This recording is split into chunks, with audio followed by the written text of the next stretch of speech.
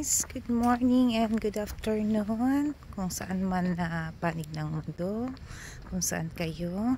So yan guys, ipapakita ko sa inyo kung anong nangyari sa amin kahapon. Punta kami ng Tacoma, nag-celebrate ng Thanksgiving, but you know guys, thankful pa rin guys kasi safe kami sa pagbiyahe namin kahapon. So guys, ito ang nangyari sa amin. Ayan guys, nadisgrasya kami kahapon guys. Bungi. Ayan open. Winter pa naman sa amin ngayon.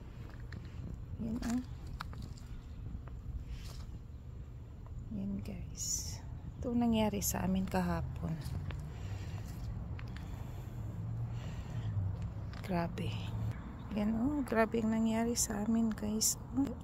Pero thankful pa rin kami guys na ito lang ang nangyari. Wala, okay kami lahat. Kahit isa na nabangga namin, okay lang, safe pa rin sila. Ayan. Safe kami lahat guys yung nangyari kahapon.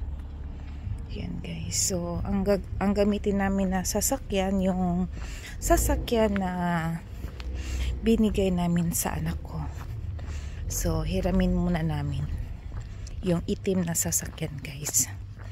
Yan guys, yun lang guys, yun ang balita ko sa inyo. Sad but it's okay. At least okay kami. Walang nangyari sa amin. Safe kami lahat. Yan guys, bye bye.